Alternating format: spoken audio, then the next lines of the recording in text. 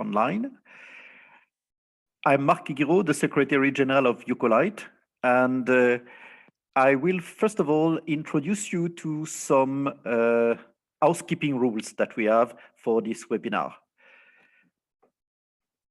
Our speakers have kindly accepted that we record the session, so we will record live with the cam and the sound, and we will distribute a link afterwards. The link, but also the slides that our speakers will present to you this afternoon. And regarding the Q&A session, we will do it after each speaker has been talking. Nevertheless, we invite you to start asking your question in the Q&A box. So if you all look at your screen, you will see Q&A box. Q&A, yes? The chat box is for the speakers among themselves, but for all participants, we invite you to start and ask questions as of the beginning of the webinar to the speakers. You can mention to which speaker you have a question for, or you ask a general question. Now, this afternoon, we have an intense program that we will show you in a minute. And first of all, we will have a welcome by our president. Then we will dive into the issue by having an overview of the scale and nature of the issue. And then we will hear, and that's one of the key aspects of our webinar this afternoon, various solutions which are put in place at this moment. We will hear from a representative from the German government, from the French government, and we will hear also from a major market actor about also non-legislative solutions. Then we will hear the view of producers, because you know that the subtitle of our program is about extended producer responsibility. And we will finish with our last speaker, Mr. Harvey, about the views of PROs. Then we will have a Q&A session to conclude this webinar. So I again invite you to ask your questions in the Q&A box. And now we will hear about our first speaker.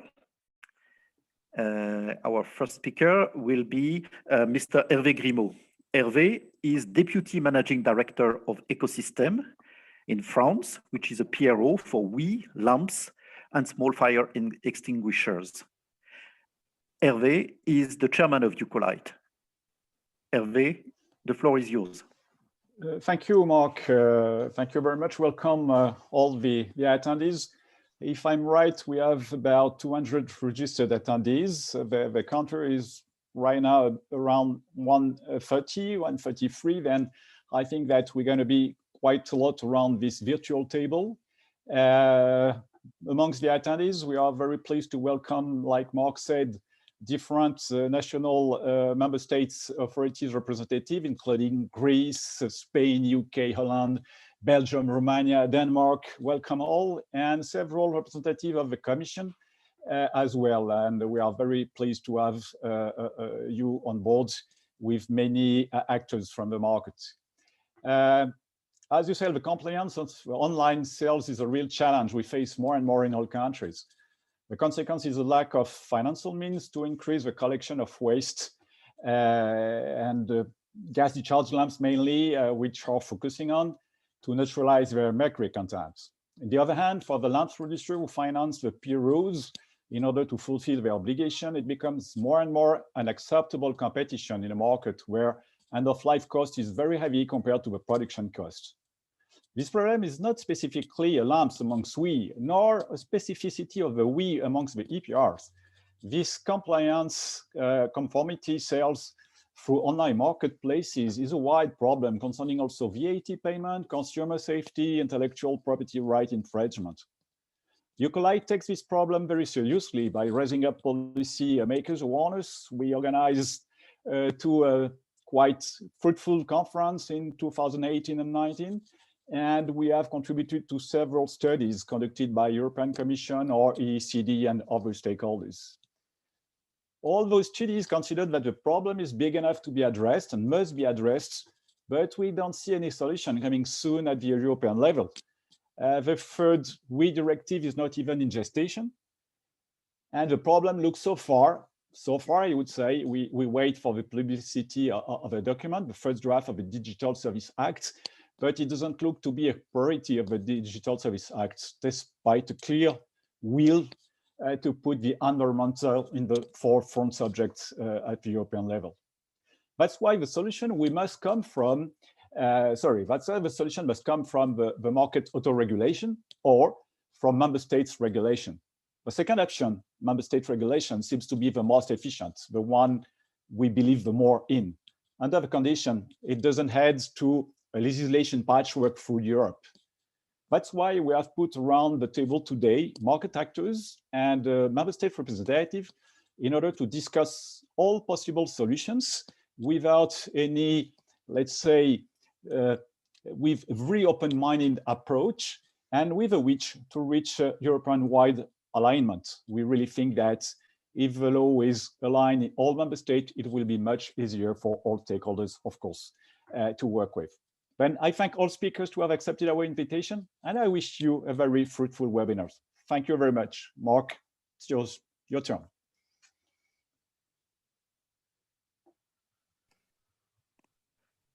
Thank you, Hervé. And now we are going to have an overview of the scale and nature of the issue of the options available by Miss Natalia Sierra. Natalia Sierra Conde Sarvaya de Carvalho is Institutional and Public Affairs Director with Ambilamp in Spain. And Natalia plays an important role within EucoLight because she's the chair of the policy group of our association. Natalia, the floor is yours. Thank you very much, Mark, for your nice presentation.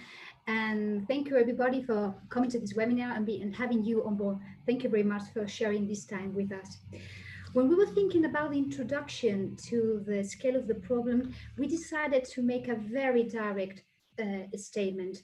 And our statement is that EPR policies must control online intermediaries. And why is that so? EPR policies, the ones we know, the most common one, packaging, batteries, are very much tailored to a traditional supply and commercial consumption model. I mean, we always have a producer, a manufacturer, a distributor, an importer, somebody located at the local level in order to hook the responsibility to. But the model has changed in the last years. And now we have a very disruptive, global, and fast model, which is the online one. And in this online model, we have that the producer, which in most of the times is located maybe in another member state or maybe located outside the European Union, gets in direct contact with the consumer. They make the commercial transaction, and that's all. We only have some online intermediaries. And if we go to these models, if we go to the simplified models, we have to spot who are these online intermediaries, and we have two, which are the marketplaces, and we have the fulfillment providers, service providers. In the case of marketplaces, this producer, which is located outside the European Union on some other member states, gets in contact directly with the consumer, and they only use the platform that the marketplace as a hosting service provider give them. Okay, they put the information over there, and the marketplaces does nothing at all. Only is like a window shop for them, okay? The transaction is only between the producer and the consumer. And do these marketplaces have any responsibility? No, they have no liability for the information that goes on the marketplaces. There are some sections according to the e-commerce directive, but they do not apply to extended producer responsibility policies. The same in the fulfillment provider services. Maybe we will have a producer which is located in a member state, another member state, or outside the European Union, and they sell directly through their platforms, okay, the product to the consumer or to the client. And that product is received in the country. It goes to a fulfillment center at national level, which receives, stores, package, and ship the product. Do we understand that these fulfillment centers have any liability or responsibility on those products? No, they have. Maybe they have some exemptions from market surveillance, but it happens the same. It does not apply to extended producer responsibility policies. Can we go to the next slide, please? So if these online intermediaries do not have a responsibility monitoring, but on monitoring what is going around the platforms or the fulfillment service providers do not have to have any liability of the products he has to dispatch. What are the risks according to this online model for the extended producer responsibility policies? That those online producers failed to nominate an authorized representative if they are not established in the country. They failed to register for we, in our case, by joining a PRO and supplying data in each member state. Of course, it is a cascade of impacts. They do not finance the recollection and recycling, which depends on the quantity of the product which is put on the market. They do not mark the products, or sometimes they do, but they don't comply with the EPR policies, and they fail to provide information to aid recycling and reuse. And there is nobody to monitor or even enforce them to do so. Member state administrations, they are limited in how to take actions because most of this is tackled by environmental administrations. And now environmental administrations have to tackle with this disruptive, global and fast model. Okay, and sometimes they don't even have the digital powers to do so. So it's not that they are not willing to do so, it's just that they don't have the legal instruments to do it. And what about intermediary services and fulfillment service providers? They play no role in enforcement. Are they guilty? Well, are they just victims of their own legislation? I mean, they are not required to monitor and they only have a very limited liability in some circumstances. Can we go to the next one? Thank you very much. What is the risk of this online non-compliance? The consequences for PROs and producers and even for the consumers are very evident. It puts in risk the sustainability of the EPR schemes, okay? I mean, the PROs are financed by producers, and if we do not control what's in the market, we don't know what our obligations are going to be. And of course, it is an unfair competition for compliant companies, which stayed and they're put in a very competitive disadvantage for them because the price of the products, it also contains, of course, the price for recycling and collection recycling.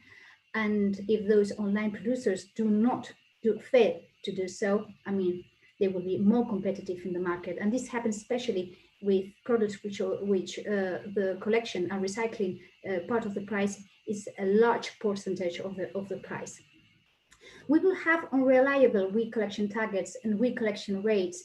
I mean, the administration will work with put on the market figures which are not reliable to the markets.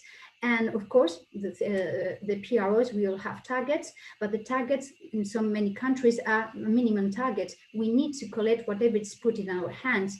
And if we don't know what's going to be put in our hands, that it's a problem as well. I don't think I need to address the risks for the environment, but I would like to address the risks for consumers. The consumers are unaware of this situation, and we have seldom that we have the model to take all these products and give them a proper sound treatment, environmental sound treatment. And part of the system is failing just because of this online market. The next one, please. And is this risk real for we? It is. I mean, even in 2017, the OECD in their report, Extended Producer Responsibility and the Impact of Online Sales, already said it. And we're talking about 2017. They said that although we don't have, it's highly speculative and we don't have hard data because it's not possible to know the put on the market of these figures, they said that at least in we, the overall scale of the online free rider issue is likely to be between the 5 to 10% of the electric and electronic equipment market. And if we translate that percentage in figures, it represents 460,000 to 920,000 tons of wheat. And it's a number, and we're just talking about 2017. What we will have in 2020 with all the impact of the COVID pandemic? That's a question that we should address sooner or later as well. And is it very real for wheel lamps? It is. We made a study ourselves. I mean, it's not very easy, as I said, to see the figures in the market, how many put on the market of wheel products do we have, but it's easy, according to the wheel legislation for us, to check in a web page if these producers that work through marketplaces are registered in National Register.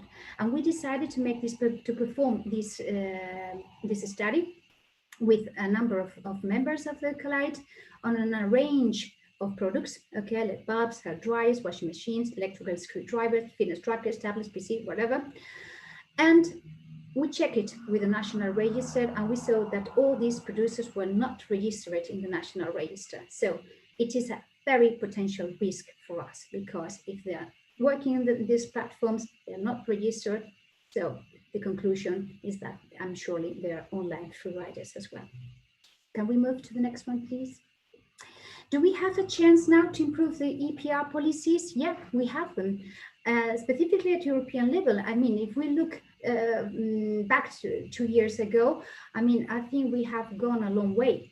We have, according to the Commission, DG Environment, they have commissioned a guide for the extended personal responsibility scheme set out in Article 8A of the Revised Waste Framework Directive.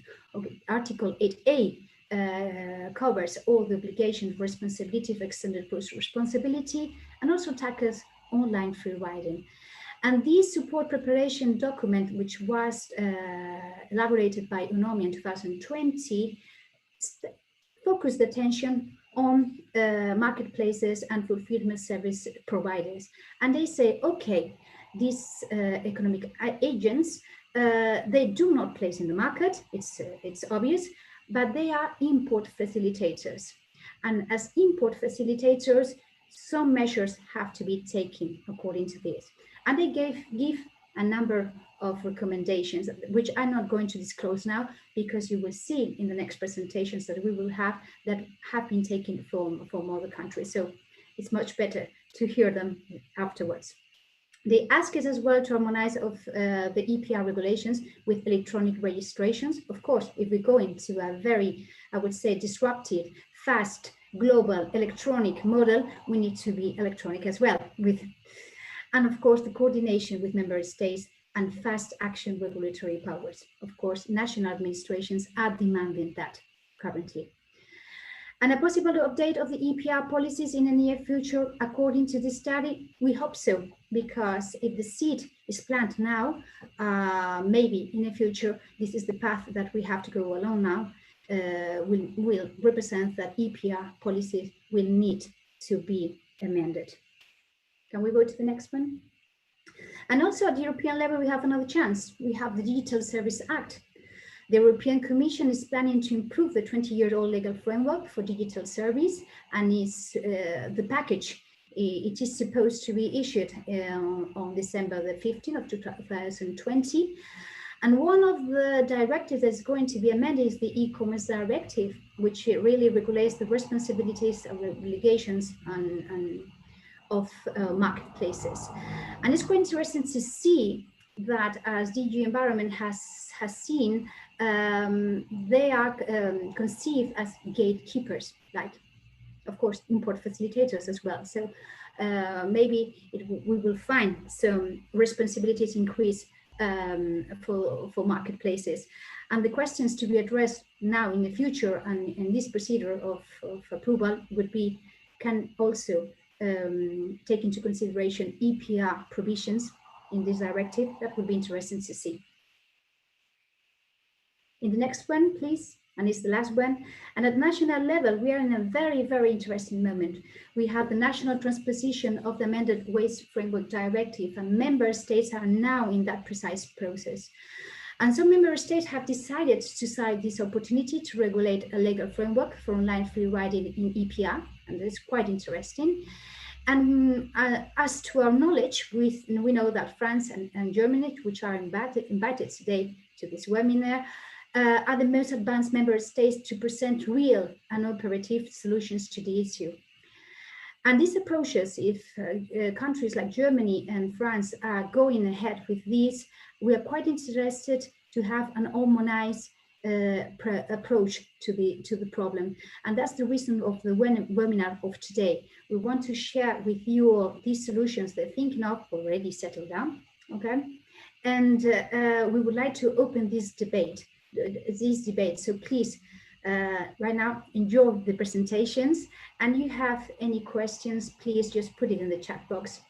And let's cross-fertilize this webinar with these solutions we are going to hear of from now. Thank you very much, Mark.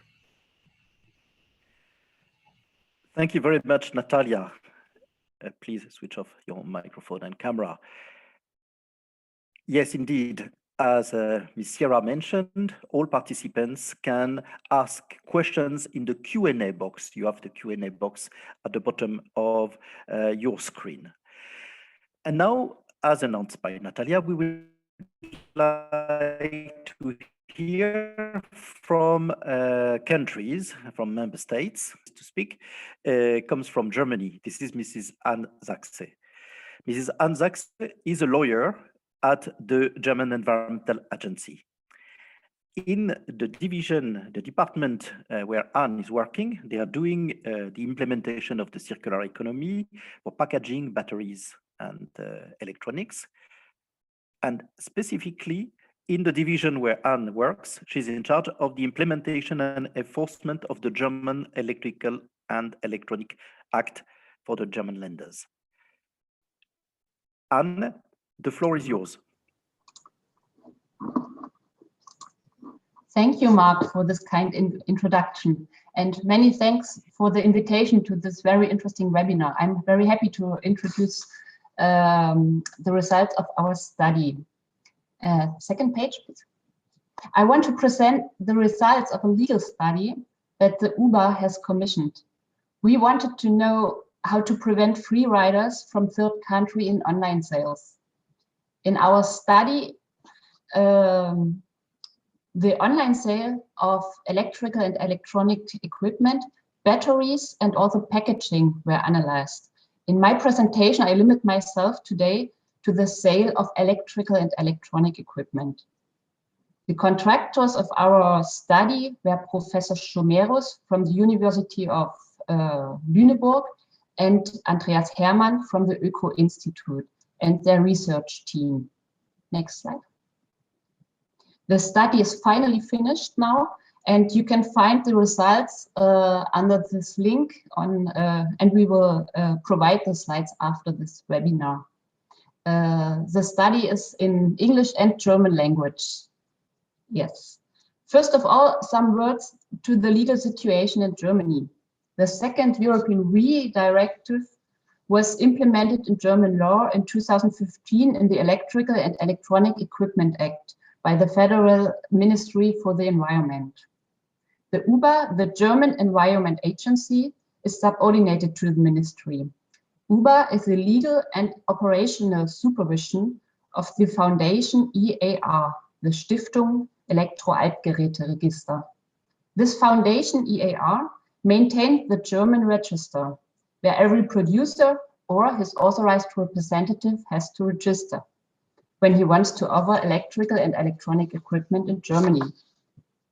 Besides the German lender, UBA is also the responsible authority for enforcement for the Electrical and Electronic Equipment Act, as Mark has mentioned in my introduction.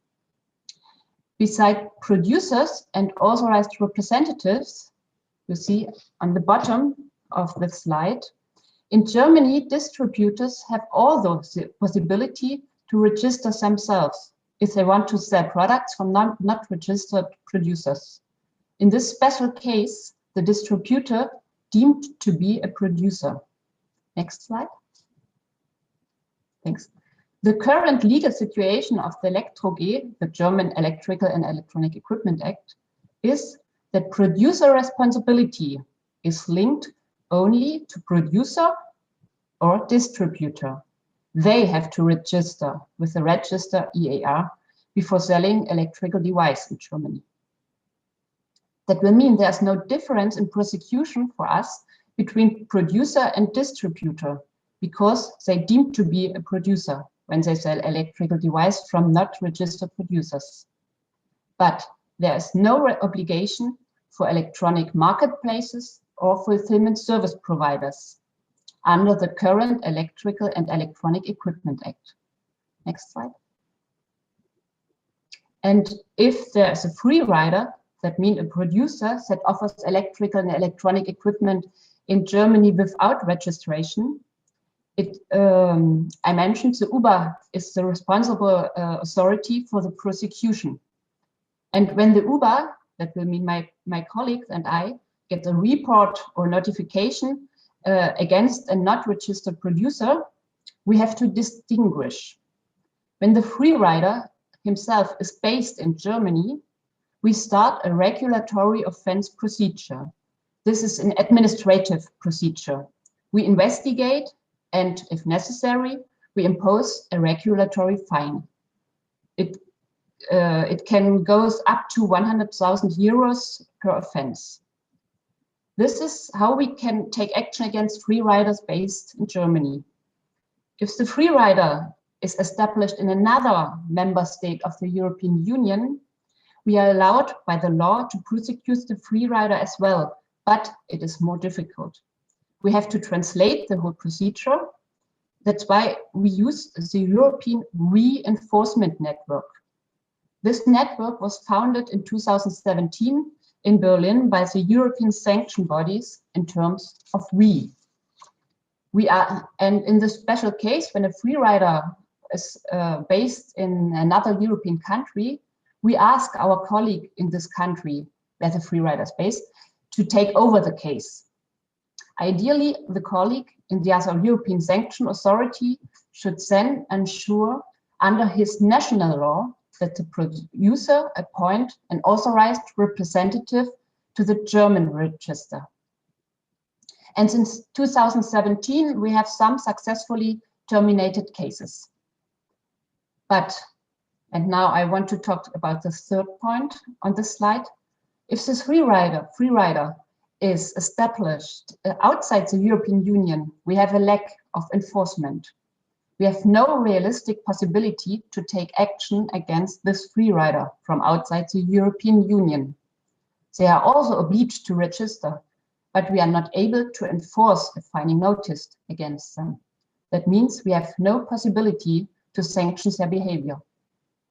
Well, that's the current situation in Germany, and I know in other European countries as well. As National Sanction Authority, we are very unsatisfied with this situation. That's why Uber launched the legal study that I mentioned. Next slide, please. Please, can you take the next slide?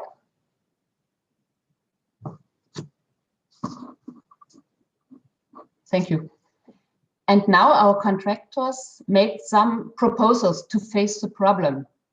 The most promising proposal is a so-called compulsory verification for electronic marketplaces and fulfillment service providers as well.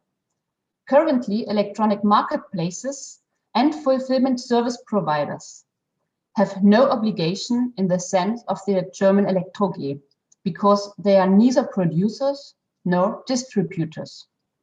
But both actors are very, very important because they are the main intermediary between German buyers and sellers from abroad. A compulsory verification for electronic marketplaces and fulfillment service providers, that would mean an independent obligation for electronic marketplaces and fulfillment service providers that is not linked to the criterion of being a producer or distributor. That means the two new actors have not the obligation to register or all the other producer obligations as quantity reporting, return and disposal or information.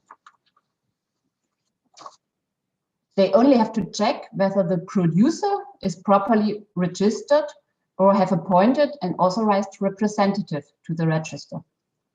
And if there is no registration of the producer, this producer commits an infringement and the electronic marketplace is not allowed to publish the offer.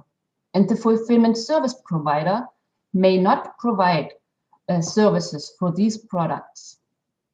Otherwise, they themselves violate the law.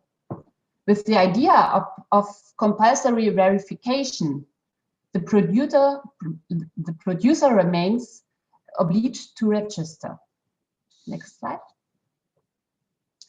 The consequences for electronic marketplaces would be they have this new obligation before offering electrical device on their web page. They have to verify the correct registration of the producer by checking the register number of Germany given by their contractual partners for all products with electronic components, including the brand and also the type of equipment. These parameters can be automatically compared with the official register via an IT interface. And if an electronic marketplace offers products of not registered producers, they commit an own infringement of his own. Next slide. And for fulfillment service providers, the consequences of compulsory verification would mean the following. They are not allowed to provide their service for not registered products. Before dispatching the product, the fulfillment service provider has to check the properly registration of the product. An advantage regarding the fulfillment service providers is especially for us, for the enforcement authority, that they are mostly located in Germany, or at least in Europe. Enforcement will be possible, or would be possible with a compulsory verification. We can use this way to tackle the free rider problem when the electronic marketplace itself is based outside the European Union. And the compulsory verification for electronic marketplaces remained unchanged. With a compulsory verification for these two new actors, we hope to prevent free riders to sell electrical devices in Germany. And in this way, we protect correctly registered producers who have now to bear and finance the burden of free riders. Next slide. The research team also made a legal review of the compulsory verification. They assessed that a compulsory verification in German law would be compatible with world trade law and also with fundamental freedoms of goods and services in Europe. It is also compatible with secondary European law. And the interventions in German fundamental rights are all justified. Next slide. Thanks. In the beginning of my presentation, I mentioned that the compulsory verification is the promising proposal of this study, but not the only one. On my last slide, I want to mention at least the other proposals. The research team also analyzed the idea that electronic marketplaces and fulfillment service providers are deemed to be producers. And they also checked the simplified producer responsibility model that Mr. Magalini provides us, and he wants to show it us, I think, after the French model in this session today. And the research team of the legal study also recommended a further harmonization of registration procedure, or even one European register instead of 27 different. If you are interested, you can read more about all these suggestions in the study under the link on the third page of this presentation. Next slide.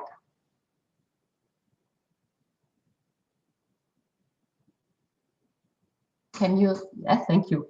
Well, that's very shortened the results of our legal study, and we hope to implement this, the promising proposals, the compulsory verification into our German law. Thank you very much for your attention.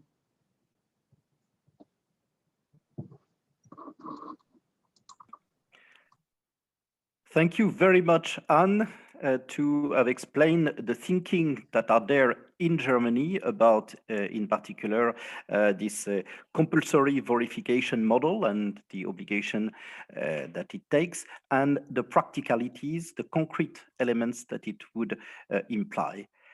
Thank you. And now I would like to introduce our next speaker, who speaks from the French government.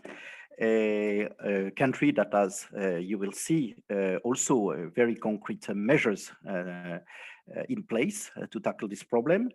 And our speaker is Mrs. Camila Freitas Salgueredo. Camila is policy advisor on WE in the Waste Prevention and EPR Scheme Department of the French Ministry for the Ecological Transition. Dear Camila, your turn is now, the floor is yours.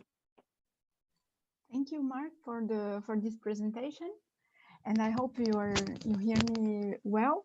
So thank you. I would like to start by thanking you for the invitation to this webinar about this very important issue that for extended producer responsibility, there is free riding.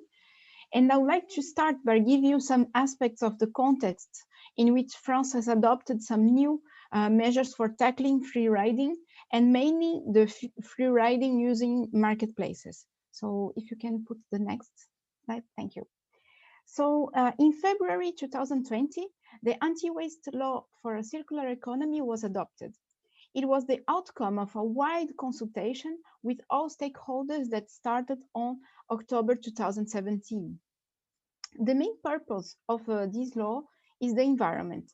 And just to give you an idea of the measures related to waste prevention and management, the law proposes new restrictions on the use of single-use plastics and to fight wastage of unsold products, new tools to assist citizens in their consumption practice.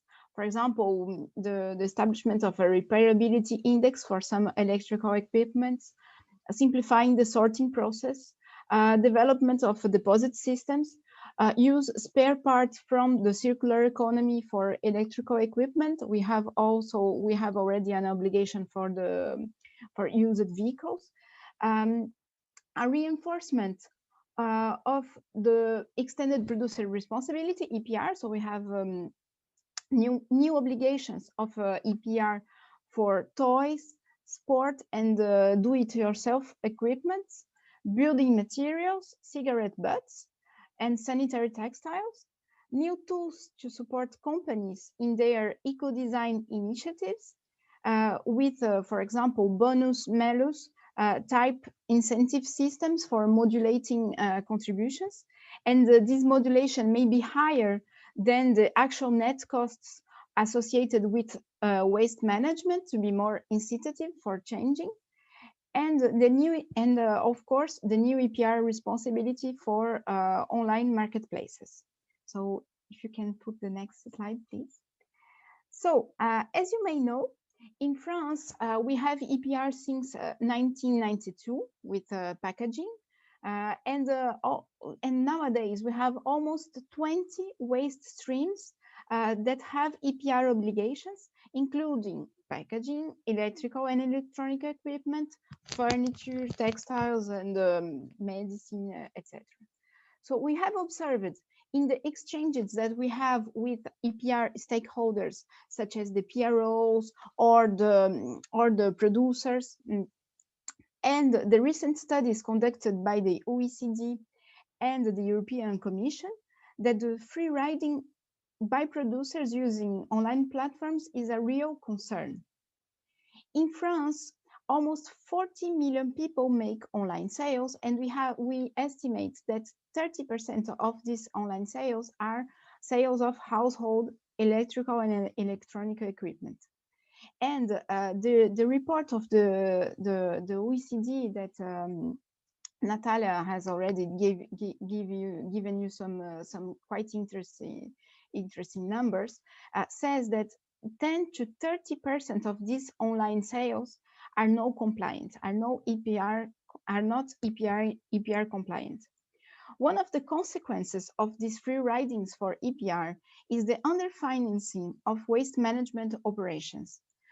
So legitimate producers that contribute to EPR have to compensate for those that are not contributing to EPR. So this is really a problem. For example, in the electrical and electronic schemes, in 2017, we had more than 1.5 million tons of household E put on the marketing, which accounted for 270 million euros in EPR contributions. And if we say that almost 10% of these contributions are non-compliant, there is an underfinancing of EPR that accounts for almost 30 million euros. So it's a lot in terms of money, and also in terms of burden for the other producers. So if you can put the next slide, please. The main problem with free riding and EPR is that when a producer does not contribute, the waste management operators are underfinanced. And there are different measures that could be applied to ensure that producers using distance sales comply with their EPR operations. So, for example, we could think about awareness raisings for actions for all stakeholders to better inform producers and sellers of their EPR obligations and to encourage them to contribute to EPR schemes. We could provide that the marketplace is to be held jointly and severally liable to EPR obligations of the seller.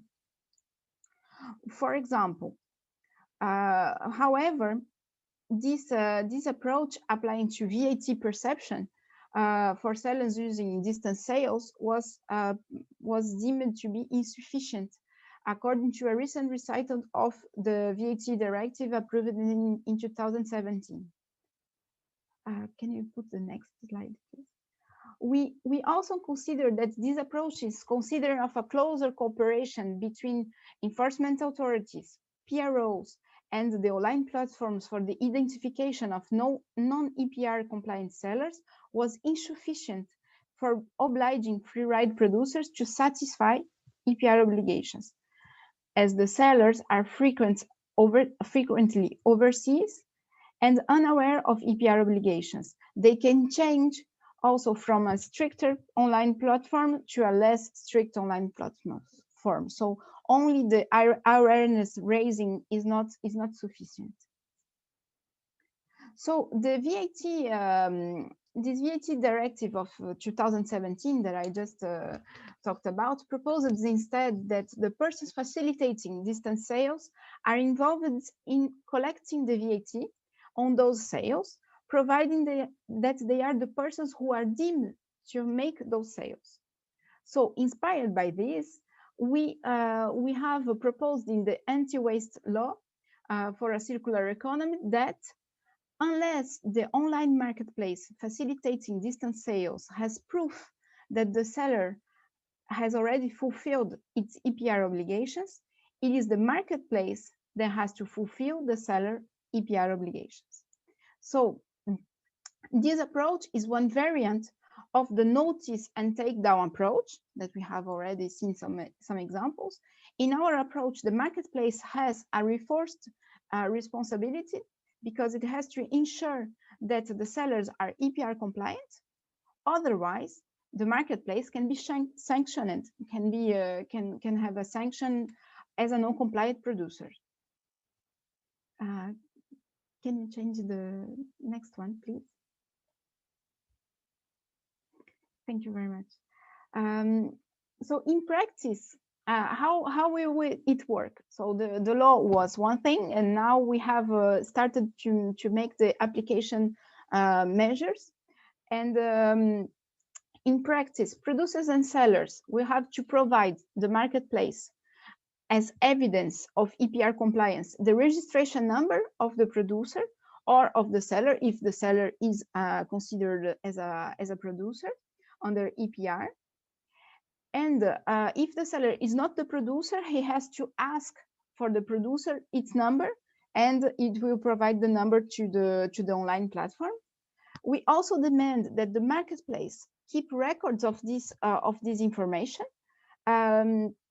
There is already available to the marketplace, for example, of the registration number and of the data of the producer, of the seller. So the identification data, the VAT number, the identification number of the producer. And we have also asked that the marketplace keep records of the quantities of different products that are being sold by the marketplace. And this information about the quantities can be shared by the marketplace and the PROs for verification of coherence between the data that producers declare to PROs and to the register, and the data that is being sold of the producers that are being of the products that are being sold by within the marketplace. And finally, if the product and finally, and I think I have seen a little question about that. We have also thought that if the producer, if the product has an obligation of take back, for example, in the scheme, there is an obligation for distributors to take back So if the products have take back obligations, the marketplace must ensure that the consumer is informed by the seller of the product about the conditions of take back. Otherwise, it is the marketplace that has to fulfill the obligations. If the seller do not inform the consumer, we assume that is the marketplace that has to fulfill the take back obligation. And so I have finished my presentation. I'd like to thank you very much for your attention, and I will be glad to answer any questions you may have about our scheme and how we are going to put it in place, starting from 2022. Thank you.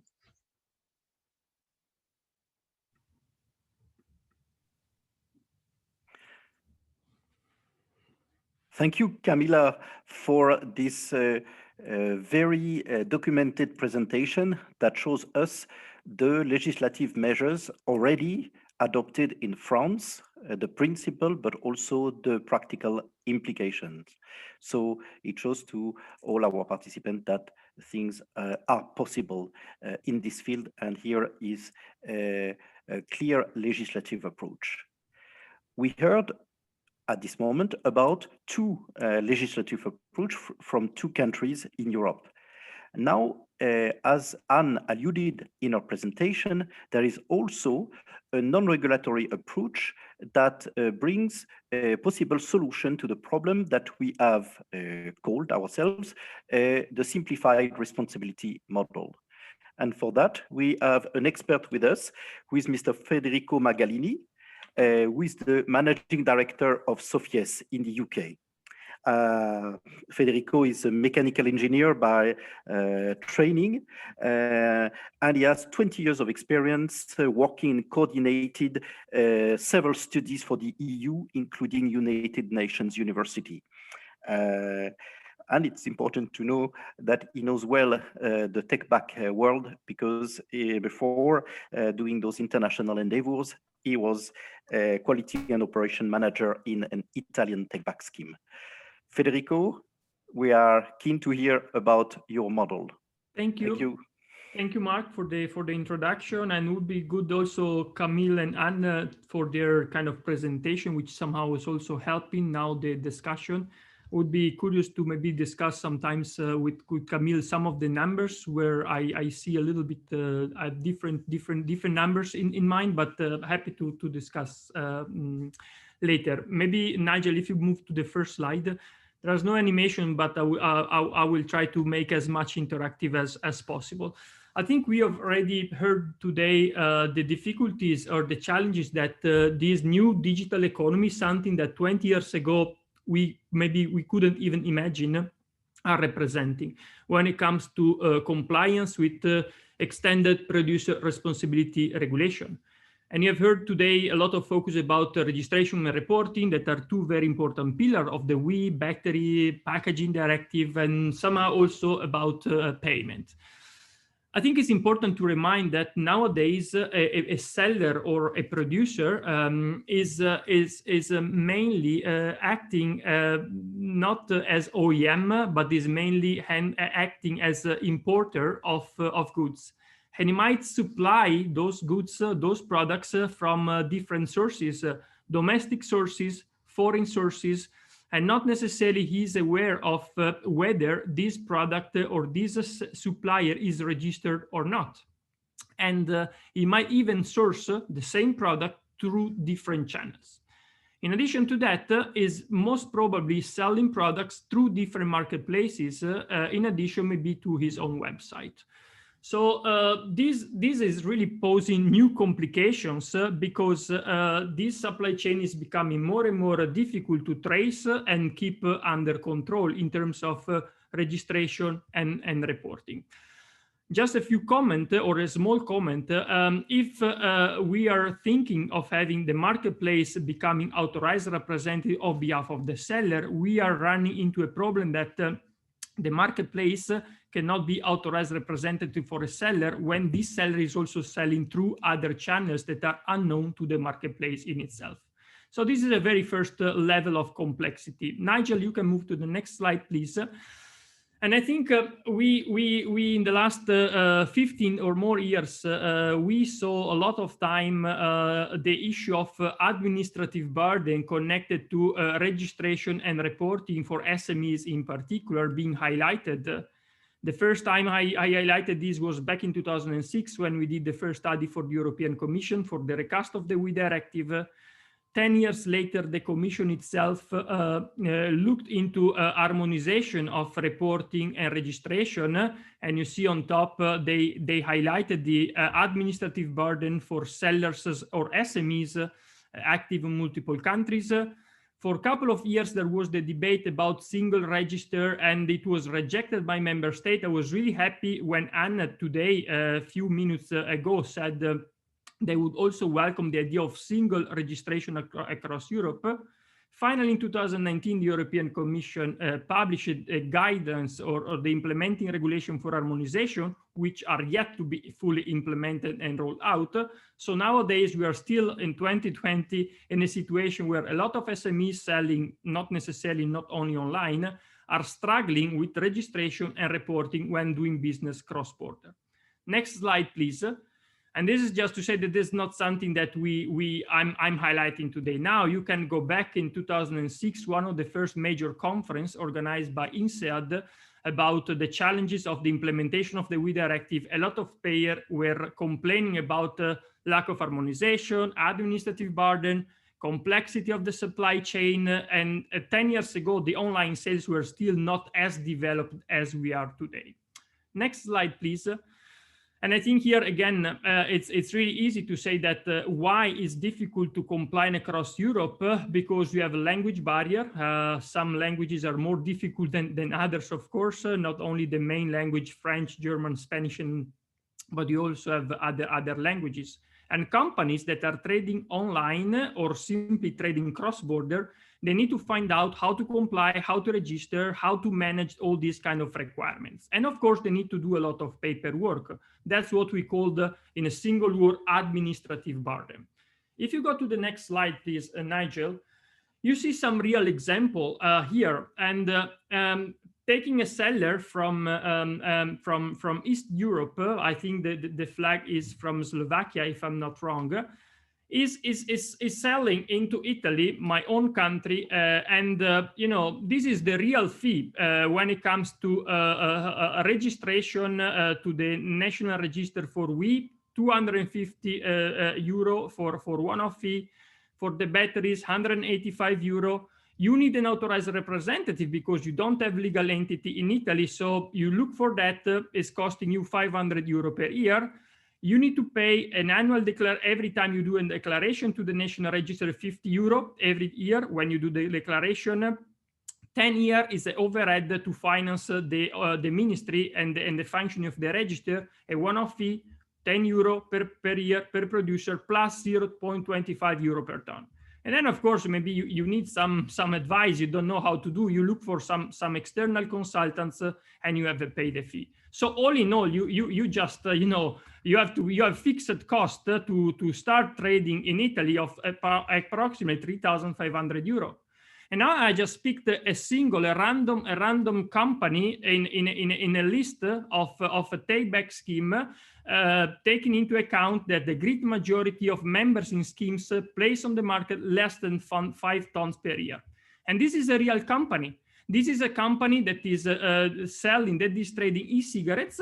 They do fair business, 3,000 pieces, which is 170 kilograms of e-cigarettes placed on the market in Italy. Next slide, please. Now, I think we already, the other speakers mentioned this, so no need for me to say more. I think a lot of companies currently are not compliant, meaning they are not registered, they are not reporting, they're not paying. Why? I think the great minority might be a small minority is doing on purpose. The great majority is unaware. I had to defend in court cases companies that were simply unaware of this legislation. They were also doing take back, but they were not registered and reporting. Definitely the burden is very high. Few days ago, an interesting report published by the Internal Market and Consumer Protection Committee of the European Parliament, you can find it online, about single market, had a chapter on waste management and EPR, and you can read that they suggested, or they concluded that EPR schemes are typically designed for and target larger players. So the administrative burden and financial burden of registering can be too high for SMEs selling only small volumes. And that's the case of the seller, the real seller I picked in the previous slide. Now, if you move to the next slides, what's the vision? I think the vision is a world where compliance is easy for everyone. A few days ago, I was reading the new legislation published in Ontario, where they put at the minimis 3.5 tons for electronic products and 350 kilograms for lamps. So if you trade less than that, you are completely exempted. Now we are not asking, we are not proposing that. We are simply proposing something that is fair. You see now the seller we were mentioning before, 175 kilograms of put on the market. If you ask compliance schemes in Italy, an average fee for mixed electronics is around 27 euro per ton, 27-30 euro per ton, which means that this seller, this producer, to be compliant, will have to pay a fee which is less than 5 euro. But Nigel, you can click, so we have an animation. This guy is also supposed to pay 3,500 euro for the registration, national register, annual declaration, and so on. So you really see a disproportionate, system. Now, if you go to the next slides, I like to use Germany also an example, because it's a country where the concept of individual responsibility and making producer individual responsible with operation is really enforced. Now, again, real number for 2019 in Italy. In Italy, in 2019, the average pickup from a collection point in Italy, you have the map on the right, was 1,733 kilograms. Collected amount in Italy, 2019, approximately 73 kilotons, and the total put on market for mixed wheat was approximately 472,000 tons, which means that the minimum put on market to trigger a pickup request would have been 11.2 tons. So this seller, this producer, will never be able to trigger a pickup. And if it's being allocated a single pickup, it will be totally disproportionate for him. I asked the biggest Italian recyclers a quote saying, what if I am a company and I need to be ready to pick up a single load of waste anywhere in the country with a notice of 10 days, what would cost me? And you see below the number, 3,466 euro. Now, if you click on the animation, my question is this the idea that we have when we speak about single market and environmental protection? I don't think so, because we have a company that, to be compliant in terms of financing, take back operation, making sure the waste is properly collected, should pay 5 euro. And then is requested this cost is having multiple layer of administrative burden. And that's why, the next slide, please, we come up with the idea of the simplified compliance model. What we want to do, we want that every single product that is placed on the market through the marketplace or through a fulfillment player like Natalia mentioned in the beginning, is accounted for and is reported to authority, minimizing the administrative burden for SMEs in doing so. We shouldn't make life more complicated than is needed for the sake of registering and reporting sellers or producers. Making sure all the costs are covered, meaning these 5 euros times a lot of sellers are paid by anyone. So you have really this equal treatment. Everyone should contribute proportionally, and requiring every single player, every single seller to be joining this model, this system, so contributing unless he can prove that he's already compliant. Next slide, please. How can this be done? I think in simple step. We know nowadays marketplaces usually have the sales data. Sales data are known by unit, not necessarily by weight, but this is where we said you can easily find average weights to estimate the sales done by a single seller through a marketplace. And this is, again, pretty much known and not rocket science. Schemes are nowadays already offering a compliance fee per waste streams. We are discussing with different schemes across Europe, in some countries in particular, how to operationalize this model. And some of them are already offering to all their producer fees, compliance fees by waste streams. A fee for lamps, a fee for large appliances, a fee for small appliances, a fee for monitors, and so on.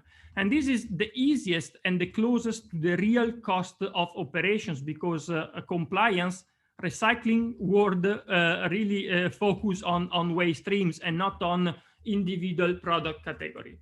And last but not least, all this data, all these volumes can be reported to authority, must be reported to authorities, but it can be reported in aggregated way, especially taking into account that for the purpose of reporting to European Commission, for the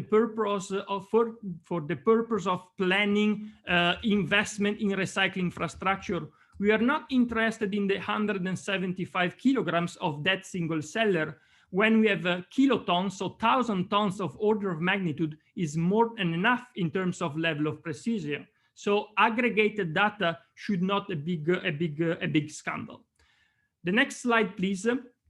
Now, how does it work, the scenario that we are envisaging? The scenario we are envisaging is the marketplace acting as collector of all this information, including the money, including the finance, and giving this information and the finance to the schemes for running operation, including take back, because of course someone already highlighted is not only reporting, is only paying, is also ensuring take back.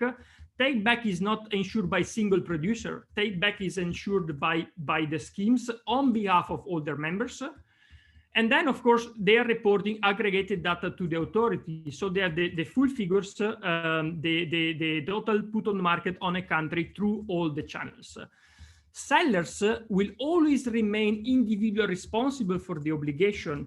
And this is really important to mention, because we are, as I mentioned in the first slide, in a situation where a single seller and producers as well are selling through multiple channels. It will be unrealistic to consider one marketplace becoming authorized representative on behalf of the seller. Because if something goes wrong with the product that seller placed on the market, you don't necessarily know if that single product was sold through one channel or towards another. So that's why we are saying that in this model, in the simplified compliance model, the individual seller will remain individually responsible for the compliance and for all the product safety product measures. We are simply proposing a pragmatic way to address EPR compliance. I think we just have a last slide, which is just a summary of what I mentioned earlier. So where do we see the benefits of this approach? First of all, benefits for authorities. having all the quantities known, accounted for, having a single interface, which is the marketplace, and not having to handle multiple thousands of small companies placing on the market micro quantities. The schemes, all the fees will be paid by the marketplace and guaranteed by the marketplace. So no need to go and chase again a multitude of small sellers, maybe for few euros individual invoices. And then, of course, for sellers, and I would say for SMEs in particular, I think it's really time to look for simplification. I mean, the European Commission, this study, the European Parliament mentioned, there's a lot of studies that are showing how the administrative burden is a real burden to compliance. I think the way we see the future is making easier the compliance to be more effective, not making more burdensome.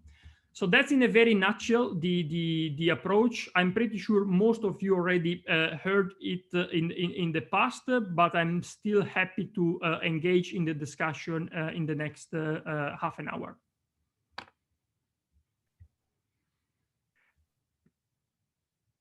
Thank you, Federico. Just a little bit over time, but I think it was important that you could finish your exemplification. Thank you very much. Now we are going to hand over to the next speaker to hear the view of producers. Yeah? And that's why I will introduce Urania Georgutsaku. Urania is the Secretary General of Lighting Europe, which is known to many of you. Urania joined Lighting Europe in 2017 and has about 20 years of experience in advocating for memberships association. And notably, she was in the past the public policy director for semiconductors. Urania, the floor is yours. Thank you very much, Mark, and good afternoon, everyone. It's a pleasure to be here and to present to you the producers' views on how to prevent non-compliance online. I speak on behalf of Lighting Europe. We are a trade association representing the manufacturers of lighting products, so the companies that manufacture the lamps, the luminaires, the components that go in there. We have 33 members, a mix of companies and national associations representing manufacturing. Today, I stand before you as the voice of over 1,000 companies from across Europe. 80% of my membership is a small or medium-sized company. So that's around 800 SMEs that I speak for. We stand for around 100,000 jobs across Europe and 20 billion annual revenue. Next slide, please. Our industry has a vision on how to deliver value, and it's enshrined in our strategic roadmap for 2025. Through the transition to LED technologies, we have managed to, first of all, significantly reduce the energy consumption of lighting products and deliver very significant energy savings. And we are also substituting products that contain harmful substances. And we continue to invest in sustainability and to find other ways to continue to reduce our environmental footprint. Our commitment to, of course, our WEEE obligations, and we are a separate category for lamps under WEEE legislation, and to EPR schemes such as the ones active within EucoLight is an indication of that commitment. We believe that the value of lighting will be delivered through smart systems that can adapt the lighting to the presence of humans, to the time of day, and that can deliver what we call human-centric lighting. So the right time at the right place for each of us and for the task we are performing. To achieve all this, we need a healthy regulatory environment. Next one, please. It is the next slide, please, Nigel. It is the mission of Lighting Europe to deliver on the vision. And I see Nigel has a frozen screen. There we go. Thank you. And so our vision translates into 4 priorities. I draw your attention to the one on the bottom right-hand corner, better enforcement. One of the strategic priorities of Lighting Europe as an organization is to ensure that European rules are enforced so that we have safe, quality products reaching people, and we have a level playing field, fair competition for companies on the EU market. Next slide, please. I think it's fair to say, at least in the case of lighting, that regulatory requirements continue to increase. I take the example of the new eco-design and energy labeling rules for lighting. They will apply as of 1st September 2021, so in less than a year's time. The new legislation has regulated more quality and other parameters for lighting, so things such as flicker, stroboscopic effect, but also we now have mandatory requirements for certain components to be removable. And that means that products need to be redesigned, tested, validated. We need to update technical information, and we also need to update the energy labeling, because anyway, we have a new energy label in Europe applying as of next year. Next slide, please. Obligations under EU legislation are also spread out across the supply chain, again, with the objective of safe, quality, environmentally sound products reaching the user. The obligations are set out across the supply chain from the manufacturer to the supplier to make sure that what reaches the market is what actually should comply with the rules. And I think the colleague from Germany made a very good presentation, an overview of how those obligations are applied on the context of waste legislation. I again take an easy example here of energy labeling information. So you will see that under today's legislation, it is a requirement for the lamp manufacturer to provide information on the energy efficiency class of the product, on the packaging, and in all related information that he uses to market and supply that product. And as of 1st September next year, we will also have to provide dealers an electronic label. Dealers, for their side, already today have to make sure that the energy label is visible to the customer when the product is on the shelf. And if the final owner cannot see the product, then all the marketing material, any marketing material must indicate the energy class. And there's a new specific requirement, just one slide before, please, Nigel. There's a new specific requirement, thank you, specific to internet hosting platforms that will apply as of 1st September next year with the new labeling legislation, which clearly says that the electronic label and electronic product information sheet must be provided by the dealer on the display mechanism, and that the internet hosting platforms must also inform the dealer that they have this obligation to display that information. So there's a clear understanding that the hosting platform also has a role to play here. And now the next one. Thank you, Nigel. And I think it's fair to say, and I'll be very honest with you, compliance can be complicated, yes, and compliance takes a lot of time and it takes a lot of resources. We did a survey within Lighting Europe among our members, and we found that some of our members pay up to 25% of their annual turnover on compliance. 25% of annual turnover. And that covers the basic costs I was referring to earlier. When you have new legislation, you need to redesign, validate, test.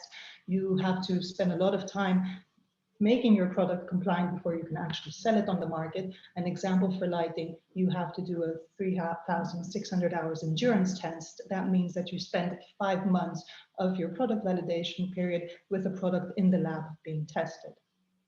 You also have to provide information, update the documentation, upload information on external databases. We now have mandatory information requirements for the new EU energy labeling database, EPRL, where we need to upload information. And as of January next year, we also have a new database on substances of very high concern in products that is managed by the European Chemicals Agency. And that also is an obligation to collect, adapt, internal manage information management systems, and upload that information to an external third-party system. And finally, costs related to joining trade associations in order to stay up to date on the latest developments and to be prepared to comply with legislation, to train your own staff to understand what needs to be done, what the changes are, and how we need to change internally. And of course, to be part of EPR schemes to make sure that we are complying with our WE obligations. So yes, compliance takes time and it takes money, and some of our members spend up to 25% of annual turnover to get it right. Next slide, please.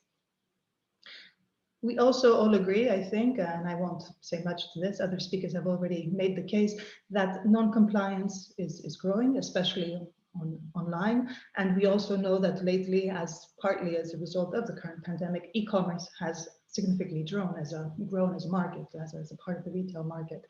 I saw a recent report from the European Chemicals Agency in September this year, which said that 1 in 4 imported products did not comply with the REACH regulation requirements. They did not comply with COP about the classification of substances.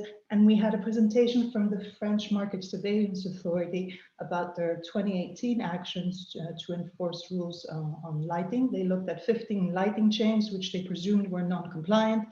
They were 100% correct. None of those chains were compliant, and in fact, 67% were dangerous. Next, please. And frankly, if you ask me what is the Lighting Europe position on all of this, it's very simple. We have EU legislation, and that legislation tells you what a product needs to do in order to be compliant, to be made available, to be placed on the EU market. And it also tells you who needs to do what. And it says that if the product does not comply, it should not be made available on the market. We think in Lighting Europe that what's illegal offline should also be illegal online, and that our obligations towards the planet, but also towards our customer, towards fair competition, do not stop when we sell or buy online. Next, please. And actually in Lighting Europe, to just size up the problem, we are now running our own mystery shopping exercise. And I'd like to share with you some preliminary results from a pilot phase that we ran in France. What we did was we went on one specific online intermediary, who I will not name as that exercise is still underway, and I have not notified that intermediary of the results. But I will say, in the interest of the transparency, that it is not the company that Federico represents, so not talking about you, someone else.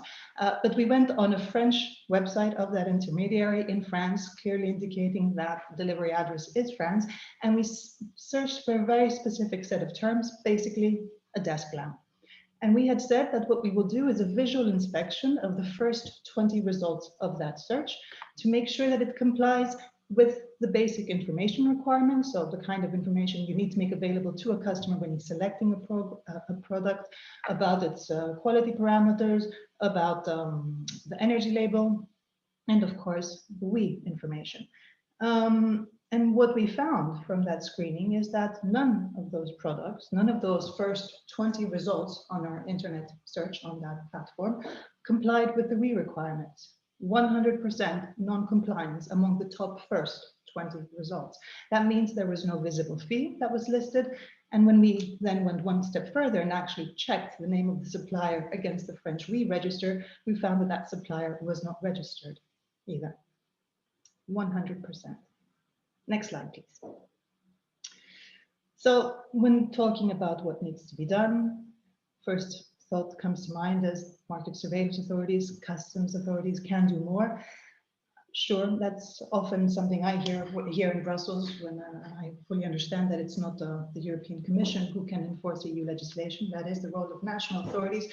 But the fact of the matter is that resources at national level are in no way commensurate to match the volume of the products that actually need to be checked and tested, and to also match the volume of legislation and requirements that apply to all of these products.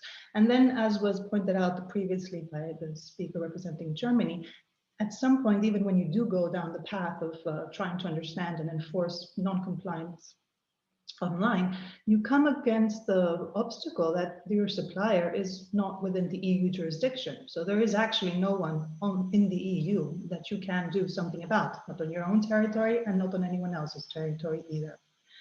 Next slide, please. How Lighting Europe and other trade associations can help. In Lighting Europe, we draft guidelines and that we make available for free to all companies to help them understand and apply legislation to their products.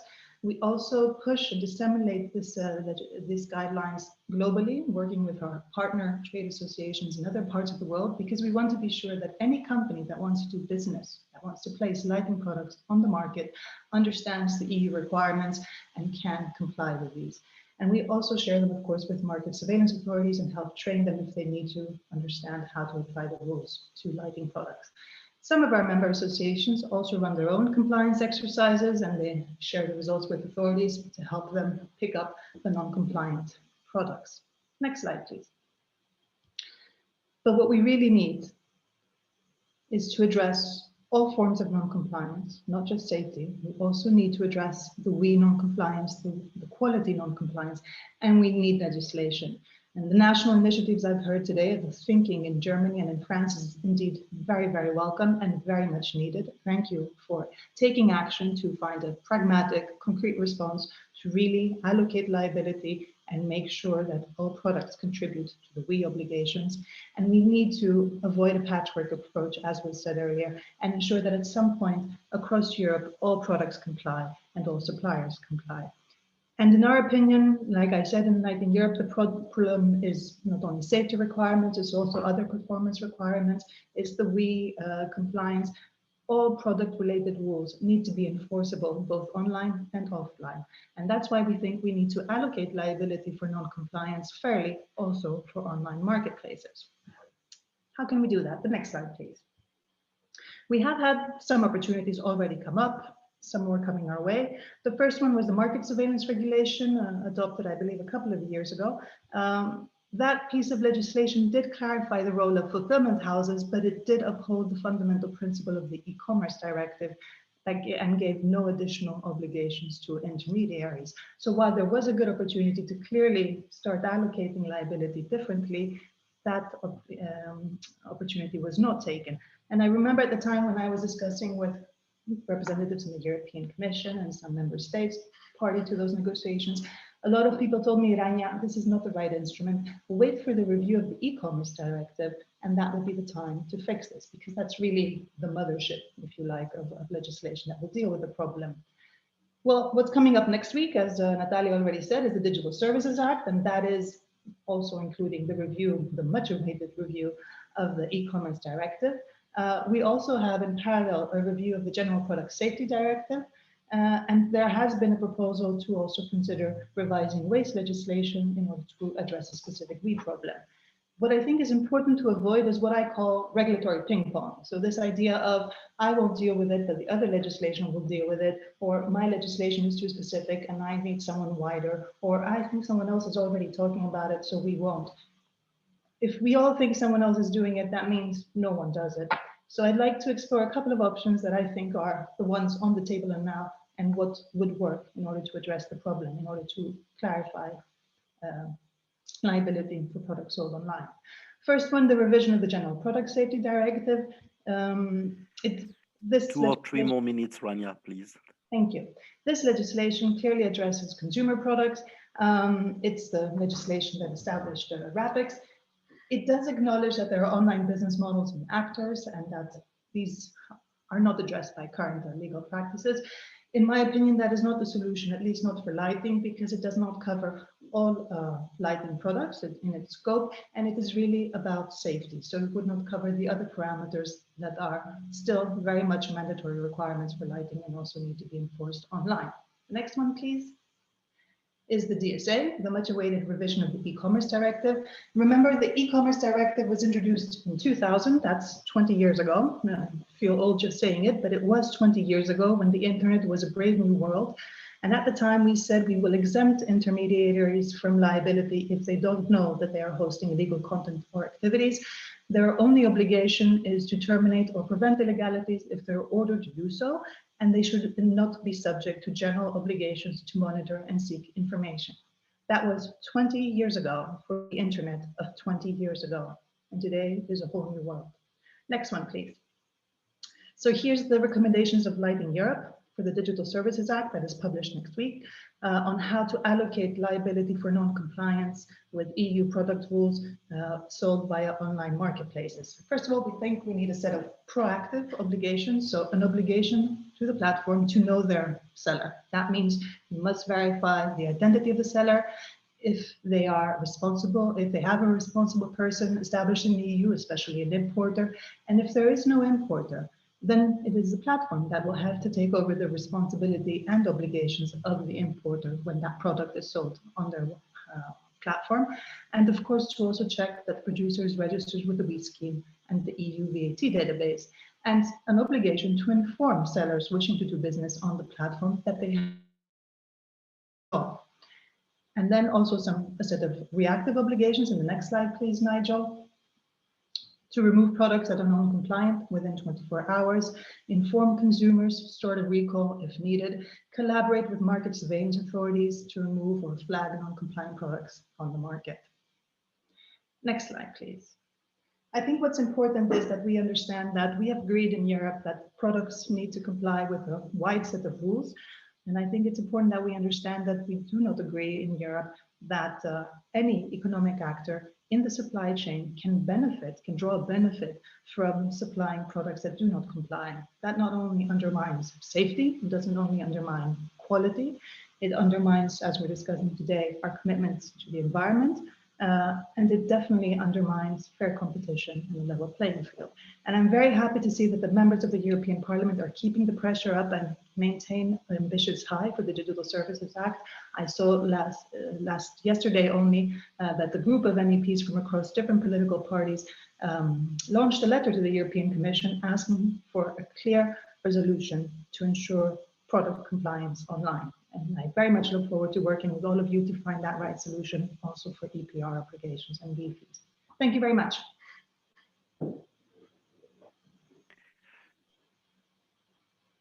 Thank you, Rania, very much for your insightful presentation. And now I would like to pass the floor to our last speaker for today, Mr. Nigel Harvey. Nigel is the Chief Executive Officer of EucoLight, a UK compliance schemes for lighting. Nigel has worked for product compliance industry since the beginning of the 90s in various positions and management positions, and he has a lot of involvement in the UK WE compliance schemes and trade associations. Nigel, the floor is yours. Thank you very much, Mark. And I'm just struggling to move the slide forward. Thank you. So I'm very pleased to be able to present the last presentation of this afternoon. And I want to start by saying it's quite clear that solutions are really urgently needed. The data that we heard from Natalia Sierra during the first presentation, when she talked about the scale of the problem, implies that today, across a range of online marketplaces, including marketplaces like Amazon, eBay, and Alibaba, today there are thousands of producers that are not compliant, and that they are selling products that must run into millions, sitting today in warehouses across Europe or being transported into Europe, that are all non-compliant, and that those are being supplied on to unsuspecting consumers throughout Europe, millions of products. There is a huge level of non-compliance that urgently needs to be addressed. And so what do those solutions need to look like? From the view of a producer responsibility organization, fundamental to us is that there must be equal treatment between the producer who is directly selling into a marketplace and producers that are selling via online marketplaces. And that equal treatment must extend to the producer obligations and also to the separate distributor or retailer obligations. And so for a solution to be effective, it really must cover both online marketplaces and fulfillment centers and variants of those, because many different ones have slightly different models.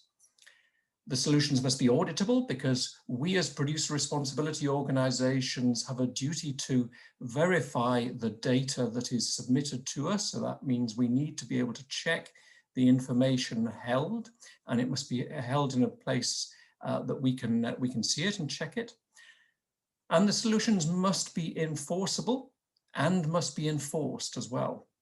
And an inevitable consequence of that, or support of that, is they must be supported by really meaningful penalties for non-compliance. They must also have appropriate collection targets, and I'll mention in a little more detail in a moment what I mean by that. And critically, they must not create further market distortions, and there is a real risk that we will inadvertently distort the market still further if this is not done correctly. And I'd like to say that we at EucoLight are thrilled with the leadership that has been shown by the authorities in France and in Germany, who have done outstanding work in leading the pathway to showing how this problem can be addressed at a national level. And so we are so we're very grateful and thankful for the work that has been done, and it's been wonderful to hear from both representatives this afternoon. So let's look at the German model first of all. We at EucoLight warmly support the compliance verification model that's been proposed and included in a proposed amendment to the electro-gay. In particular, we think it's going to address most of the free riding that's taking place. We think it's a good, robust model.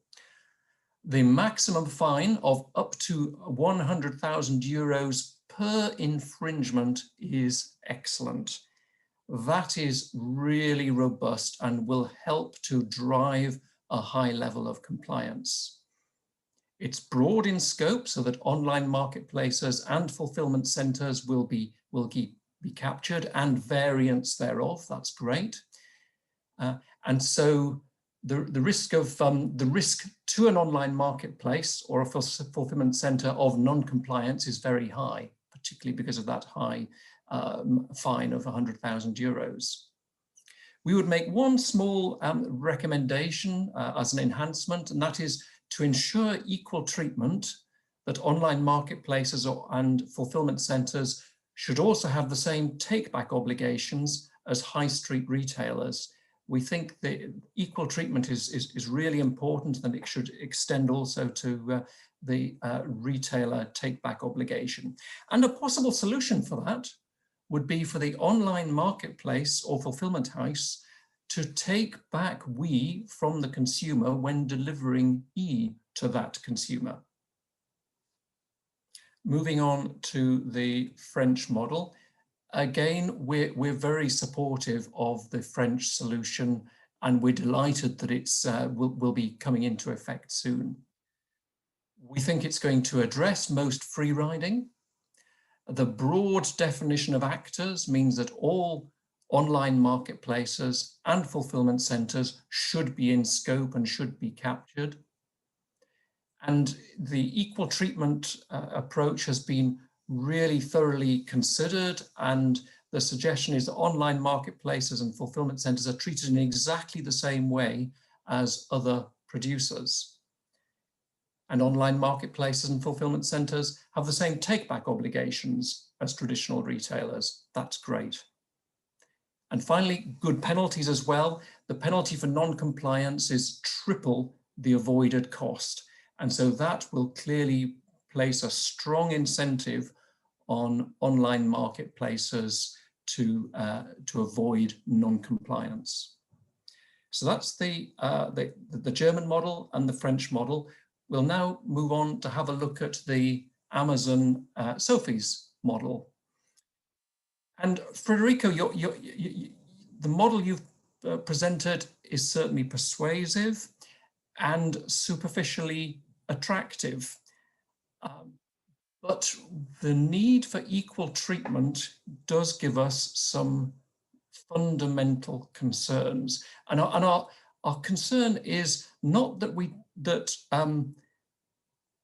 want SMEs or small producers to have an administrative burden, rather that all producers should be treated in a fair way. So if there is a proposal that small producers should be treated differently, should have lower costs, should have lower administrative burden, that may well make sense, but that should apply equally to a small producer, whether they're selling through an online marketplace or whether they're selling direct.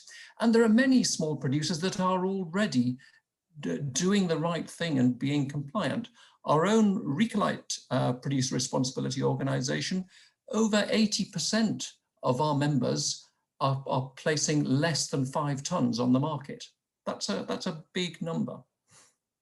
So let's look at the importance of that equal treatment and how the Amazon Sophie's model really doesn't support equal treatment. And first of all is the suggestion that sellers through online marketplaces could use a derived average or protocol weight. That is obviously very attractive to any producer, but that solution is not available to producers who are selling directly at the moment, and so that's not fair.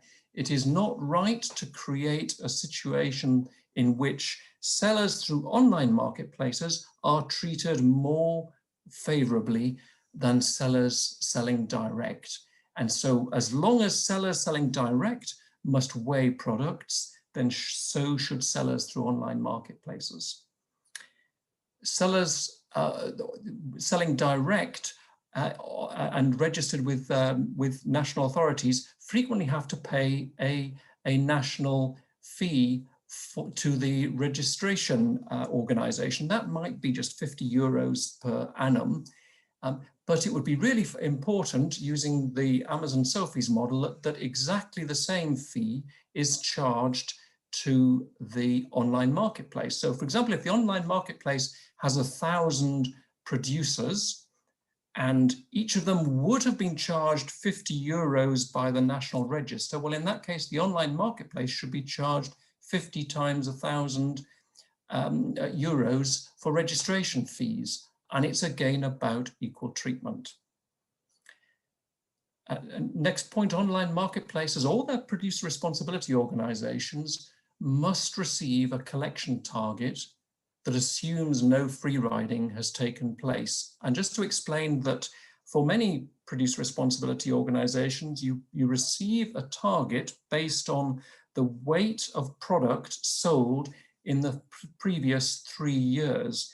It would be perverse to seek to bring online marketplaces into the system and not to recognize that there had been significant levels of non-compliance through online marketplaces prior to their joining. So we would need to recognize or estimate the level of free riding in each of the 3 previous years to make sure they or their PRO receive an appropriate target.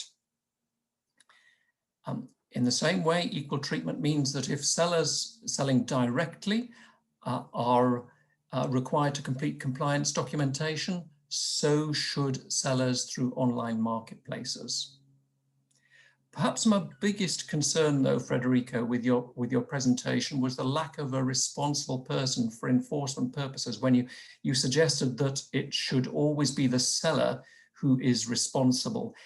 And that goes to the nub of the problem. And for a large proportion of the non-compliance that we've identified through online marketplaces, the sellers are based in the Far East, typically China, and that makes enforcement almost impossible. And so if the seller is based in China or outside of the EU, or outside of the national territory, the responsible person should be the online marketplace if there is no other responsible person appointed. That's a really important point, because unless that is put in place, the legislation, no matter how good it is, will not be enforceable. So those are the producer obligation issues related to the model. Distributor obligations, there are no suggestions for take-back proposals. And take-back is an important requirement for bricks and mortar retailers, and we would see online retailers should take equally their fair share of take-back requirements. So to conclude, if it was implemented unamended, the Amazon Sophies proposal would make selling through an online marketplace significantly more attractive than selling direct to European consumers. That effect would be quite chilling. What it would do would be to transfer more market power from the existing marketplace and into the online marketplaces, making sales through online marketplaces more attractive, transfers market power to the major online marketplaces.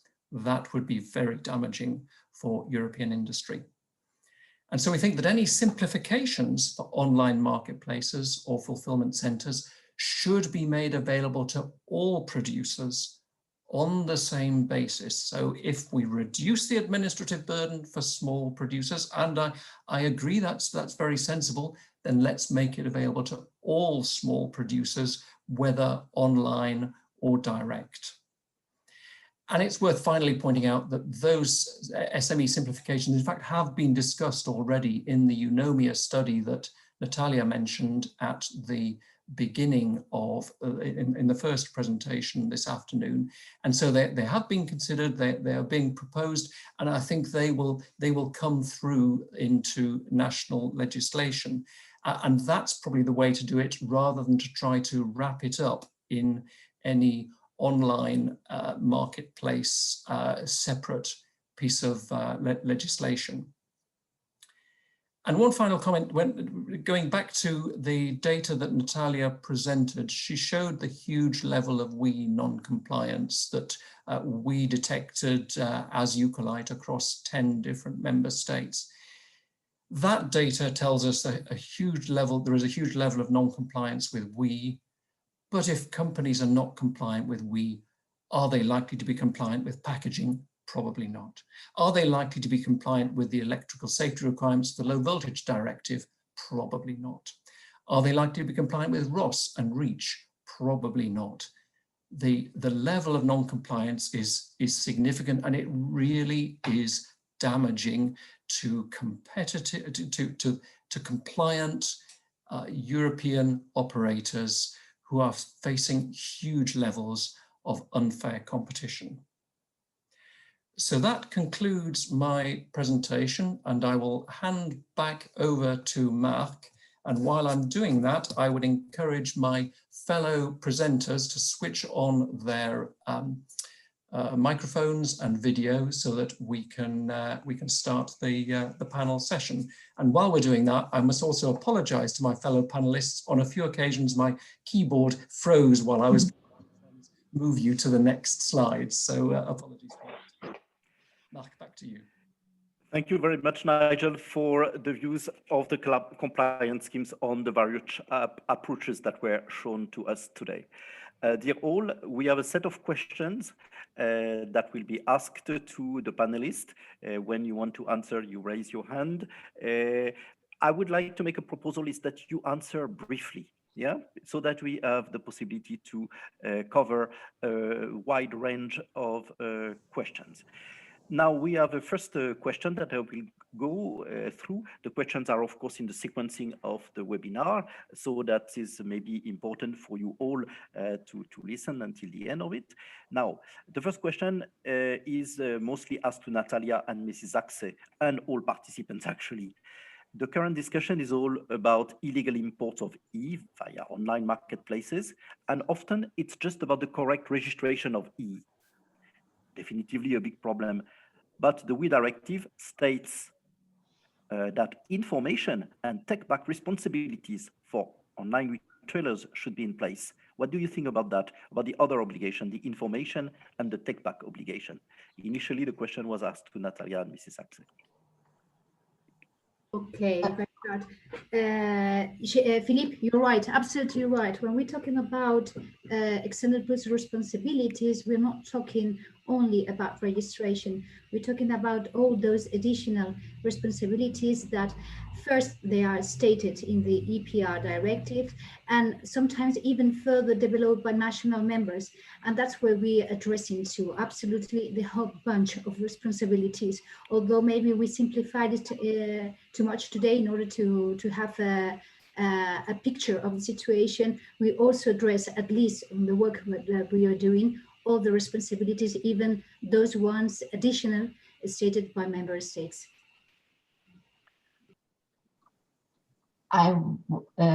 Thanks for the question. And I think these are also very, very important obligations of the producers. But I think the first is the registration. Otherwise, we don't know who is the producer. And that's why the other obligations are subordinated. When the producer is registered, we know who is the person who is responsible. And that's why in our study, we talk firstly about the registration. But you're right, the other obligations are important as well. Thank you. Thank you both. Next question, which is asked. Marc, Camilla wants to ask. Oh, okay, Camilla, hello. Yeah, I wanted just to add that in France we have also thought about registration and of the take back responsibilities and information responsibilities also for the online marketplace if the producer do not propose information for the consumer or a solution for take back. Thank you all. A question that was also asked to Anne: when you said that the marketplace have no responsibility as producers in Germany, are you referring only to those sales that are facilitated by the marketplace from out of the country seller, as opposed to those sales to end consumer, where the marketplace, for example, Amazon, is the actual seller? So it's a bit of a legal interpretation here, conceptual. Is it possible to give an answer to that question for you? I don't know where you are. It's not the next one, but yes, when Amazon is sells on his own products, of course, he's a distributor. Amazon is a distributor and is obliged now under the current legislation. But when it's only a marketplace, Amazon has no obligation under the current legal situation. Okay, thank you very much for your clear answer. A question now that will come back several times is very clear and to the authorities, and Nigel has mentioned about it as well. What are the penalties, the fines, or else associated to those infringement of registration on the top to be excluded from the marketplace or the logistic actors? So about the penalties, does anyone from the countries want to answer? Camila? Yeah. So for the penalties, if there is no registration, we have in our new law about anti-waste and for the circular economy, we have a fine that can be paid by the producer that is not registered of 30,000 euros. So this is a fine that is paid if the producer is not registered, and the producer can have another fine if it is not registered and the producer does not declare the quantities placed on the market. So they have another fine that is calculated according to the quantities put on the market, and it can go up to 7,000 euros per unit or ton of product put on the market without declaration to the register or to the PRO, or that there is not EPR compliance. Okay, thank you very much. Very clear. Anyone else wants to reply to the fines or the penalties? No? Just a small comment from my end, Mark. I mean, Federico. I personally think fine is never the answer. Fines are already existing. 30 to 100,000 euro fine for not registered producers is in place in Italy since 2006. I don't think Italy is an example where you have zero free riding because of the fine. So it's just a small comment from my end. You make fine as big as you want, it will never be the deterrent. Okay, Federico, well noted. We have a question which I think... Mark, just one. Yes, in Germany, we have the Electrical and Electronic Equipment Act, and there's a fine up to 100,000 euro per infringement, as I mentioned in the presentation. Okay, wait, that's quite a number. Is it currently, or is it proposed in your verification law? In your No, law? that's the current law. The current law. Yes. Okay, thank you. How many producers did you find over the last 10 years with that fine? I don't want to answer on this question. We don't publish our data. I would just add, Mark, I would prefer to see a system with really robust fines than no fines at all. It's a big stick, gives the enforcement authorities the ability to higher levels of compliance. Okay, that's all clear. A question which I think is asked to Anne is this compulsory verification, is it a proposal or is it yet implemented? And if not, when is it expected to be adopted? It is a proposal of the legal study. And now the Electrical and Electronic Equipment Act is currently undergoing the legislative procedure, but I cannot say anything about the current situation. We hope to implement it, yes, but I'm not able to say when. The when is not clear. Okay. A question again to you. Why do retailers count as producers when selling E from unregistered producers? But for online marketplaces, it's just planned to be obliged them to check the registration. And the writer of the question says, further adds that they should count as producers too, or better as retailer, so that there is always a responsible actor. Before we start the legal research, we also had this opinion that it would be great to have an electronic marketplace as or regarded as a producer or deemed to be a producer. But then we realized then he would have the same obligation as a producer, labeling the products and reporting the quantity. And that's a problem because the marketplace does not own the product. The retailer, he really gets the product. He has it in his own hand, but not the marketplace. And that's why I think it's another actor who needs his own obligation. But maybe Camilla can persuade us after 1 or 2, 3 years when this French idea proposal is in law. We will see. You want to add something, Camilla? No? No? Okay, go to next question that comes from the online marketplaces side, and the author has mentioned her name. She's from eBay. Have you spoken to online marketplaces about the practical implementation of the obligations you presented today? And also, how do you look at the scope of sellers to be involved in such verifications?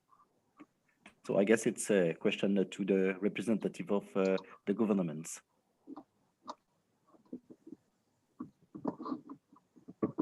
Who wants to answer? Camilla. Yeah. We have in France. We have made large consultations about the law project when it was still a project, and then we have for the application texts the model, the practicalities for the application of the law. We have made large consultations with all the stakeholders. So we have spoken to online platforms and the stakeholders, and we will see in the application when it starts how it's going to be put in place. But we have spoken with a large panel of stakeholders. Okay, and now more a comment to Camilla, and so it's more a comment than a question. The French anti-waste laws sounds great. We German NGOs are jealous. Okay, that was a comment more than a question. I think now a question. Increasing consumer awareness and responsibility, knowing that an important part of online consumers are young people who are ecologically sensitive, what is done on broad level to increase the consumer awareness regarding this topic? Now it's maybe a question that is bouncing back to all of you, and maybe also to Federico, if he wants to answer. Young people, environmental awareness, and also to the schemes and to all actors. So maybe some of you raised their hand on this question. I mean, it's clear for me. I don't have to comment. I couldn't enforce more. You know, we launched recently a campaign with DIT raw materials targeting younger generation. We for future. There's a lot needed, and I think those guys, those new generation, are more and more living in a world that is different from ours. I'm still amazed that we look at trying to implement EPR law that we planned and thought 20 years ago or more in this new digital world. That's why I'm saying we need to rethink the way we are simply trying to fit the old law into the new economy now. It will never work. Maybe in 5 years' time we will rediscuss this, but I don't see practicable using the old way of enforcing EPR in the digital economy. I would just add that I think consumer awareness is really important, but ultimately when consumers make purchasing decisions, they perhaps naively assume that because they're buying them, they're likely to be compliant with the relevant legislation. And the truth is, if they buy it through an online marketplace, that assumption is very badly placed. And so it's not just about consumer awareness. The fundamental issue is about driving compliance. Can I just say, Nigel? Briefly, okay, Federico, briefly, please. I mean, personally, I don't understand why there is the equation online marketplace is bad, brick and mortar retail is good. I'm sorry to say this is completely misleading. So if I may, Rania, please. So two points. Your point, Federico, first. I don't think there's good or bad, or in any case, I don't imply that. I imply very clearly what's illegal offline should be legal online. And the difference between brick and mortar and online is that brick and mortar is bricks and an address down the street. So it's someone within the EU jurisdiction that I can grab a hand on, impose a fine against, and make them to take some action. And that is where the unfair competitive advantage comes also as manufacturers, that in the end, I have to compete with companies that do not exist, have zero footprint on the EU market, and yet manage to sell freely, with no problem, loads and loads of non-compliant products, many of them unsafe, and many of them just way cheaper because he doesn't have to test for 5 months, he doesn't have to update the documentation, he doesn't need to think about all the obligations he has. He just comes in, sells, and goes. And think that in lighting, a renovation, a product cycle is 6 months. So basically, my competitor is 1 product cycle ahead of me. I'm still working on getting a product to be compliant to go in the market, and the other guy has come online, sold, and gone home and is ready for the next product. So it's not a question of who's good or who's bad. It's about the reality of the market today is that people buy things in a shop, and lately not at all, they were closed, or they buy them online. And those obligations should apply equally online and offline. And I think an example of that is there are many dealers who have both websites and warehouses and addresses, and they manage to comply with all these obligations. So that's all we ask in Lighting Europe, that there's that fair playing, level playing field among all kinds of distributors, all kinds of actors who enable, facilitate the supply of these products, and that all the products that arrive to people on the EU market comply with the rules that they're supposed to comply with.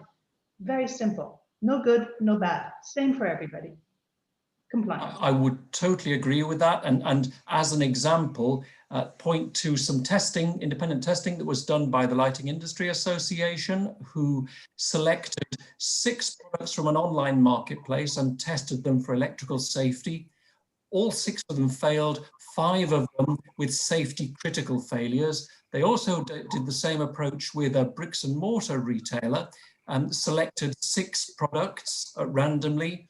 All 6 of them passed. And so it's not online marketplace bad, traditional retailer good, but there is a much higher likelihood that purchases through online marketplaces do not comply with legislation. I think, Hervé, you wanted to talk, and maybe that's the last intervention for this topic. Yeah. Hervé, I think your microphone is not heard. Excuse me, it will work better like this. Yes. Yeah, back to the fine, which is linked to what we were talking about. Maybe I can say things that Camilla cannot regarding the fines in France. CRS OPROs have the obligation to identify the free riders wherever they are, online or offline, and to make a file, or to invite them to comply, and if not, to make a file and to transfer it to the authorities. And Camilla knows very well because we send the file to her. And I can tell you that over the last years, more than hundreds with S, hundreds fines have been sent to free riders, but none of them were sent to online providers, because where can you send a fine to somebody who is located abroad? That's why it is really important to give a responsibility to somebody who is located on the territory, because the fact that Camilla did not say that much, or Anna about the fine, doesn't mean that there is no fine at all. But you need to know where is the people you send the fine. Okay, maybe if you agree, we leave this subject for now. And then a question from another sector than E, which is a question to all. Do you have any advice how to approach different type of EPR products? For example, packaging, as packaging is everywhere, as all products are packed.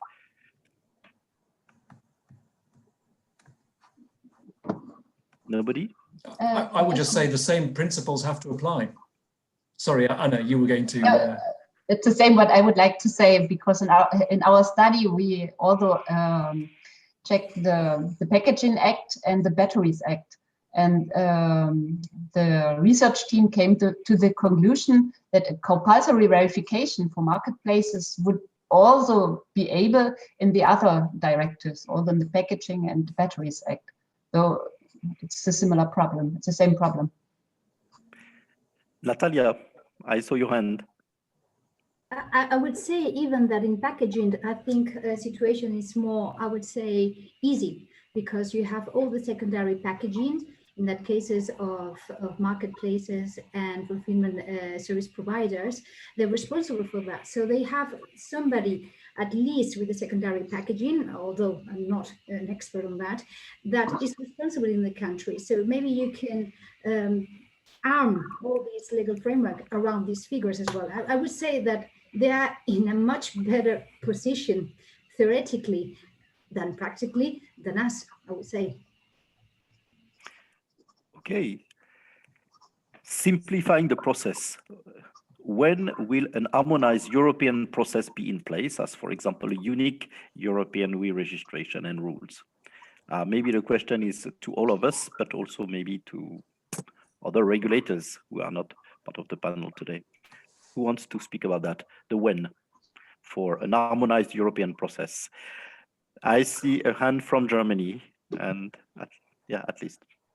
At this point, I would like to point out or to rectify, in the study that I presented, there were a lot of proposals, and also to have one unique register at the European market. But honestly, that is no solution from today, because no enforcement would be possible in Europe, because enforcement is a national topic. And of course, it would be great, but I think we have to make smaller steps and to harmonize our law. And this would be the right way. Clear. Anyone else on this topic? No? Okay. A question to Federico. How would the collected fee contribution distributed to the various schemes in one country or within a country? Well, the idea we were piloting in this is that Amazon is already member of a scheme in every country where he's is reporting as retail, and then the same scheme can be responsible on behalf of the seller. So there is no the idea is not to distribute these equally through schemes. It's just the schemes, one scheme is chosen like any other producer is doing. I think there are in the room probably ideas about the total volumes in terms of weight that 3P sellers are selling through marketplace are probably very high. I think big producers, big OEMs represent much larger share of put on market compared to online marketplaces. So that's why I'm really surprised by the calculation of Camilla. Maybe it's true that in France, 30% of the sales are electronic products. I have my doubt, but assuming that's true, I think that is also accounting all online sales that the big producers are doing anyway. So I think you should deduct from that the quantities that those producers are already reporting and compliant with. Federico, there is still a question for you, another one. Did you have an estimation about the nature of the SME, small, medium and size enterprise, selling through marketplaces?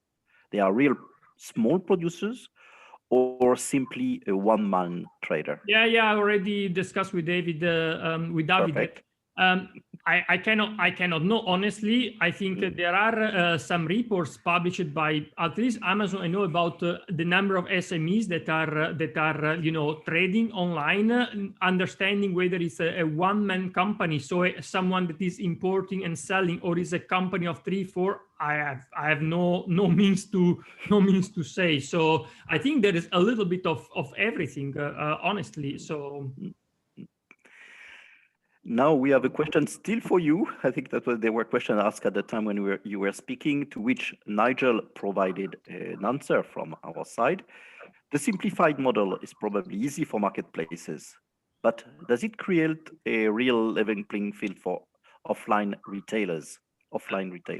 First of all, I've never said that this simplification and the administrative burden is only for people selling online. For me, this is simplification that is needed. I think I really invite you to read this report published a few days ago by the European Parliament. I mean, and we had, Mark, we discussed a few days ago also with OECD, with Peter, and there is agreement that the burden for SMEs is huge. So that's important. What I honestly, and sorry to say, Nigel, I don't like is not that because the life is complicated for your members, you need to make equally complicated for those that are only selling online. For me, the point is make life easier for everyone, because what we are proposing is that anyone that is selling online is paying, anyone is reported, is simply doing an aggregated way. And sorry, I can't believe that individual producers are weighting every single product in their catalog. I'm pretty sure they will use estimation and average weight for products. I've been operation manager in a scheme for 4 years. I know what I'm saying. Federico, no, I'm pleased that you agree that some of the simplification should be used for online and offline. But no, producers do need to declare e-weight accurately, and that means producers do spend a lot of time making sure that their data is accurate. We spend a lot of time with our producers checking that the weights have been correctly declared, because the correct declaration of weight has a direct consequence for the size of the target for the PRO and hence the costs. And so to suggest that everybody, for example, could use protocol weights would make a mockery of the e-data that is being presented. We would then not have any confidence in collection and recycling rates. And so it really isn't. It isn't the case that everybody else uses protocols. They don't.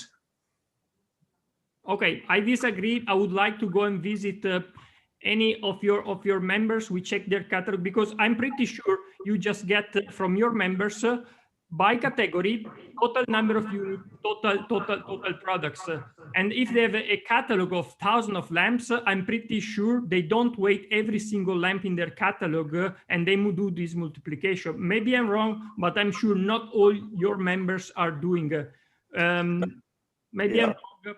Just to respond to that, when we audit one of our producer members, we actually take a pair of scales with us, and actually we select the highest volume products and we ask them to be brought in from the warehouse and we weigh them. Natalia wanted still to comment on this, Natalia, please, and then we will go to a next question. Natalia, please. I think that Nigel has to address the question, because I don't know, Federico, the culture of your company, of your ex-company, but in our PROs, we audit the declarations. And when we say we audit, it means that we take the invoice we see and we weigh them. And it's the same case as Nigel, we also take the weight with us, and the auditors make this work for us. So I wouldn't say that is a general statement, okay? This is a particular statement of yours, but not for us. And I would like to clarify that. We were auditing as well.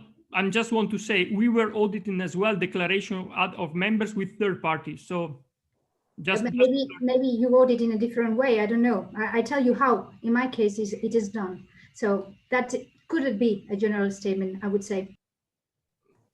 I would recommend to move forward, yeah, because absolutely. time is running. And yeah, absolutely.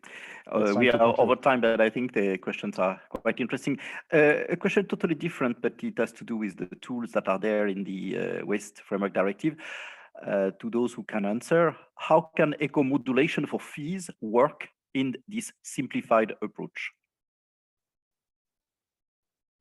Of course, it goes a little bit in Federico's I think direction. The same way it will work with any other producer. Okay, anyone else wants to comment on eco-modulation? No, I see no hands. I'm a bit doubting it is so easy, but okay, Federico, we take your answer. So sorry, I think you're saying that it is doubting for us. I could say the same in the real world, and we will again. I'm happy to discuss further. Can we ask producers, all members of a take-back scheme, if they can understand, if they can know what's the percentage of recycled plastic used in their products?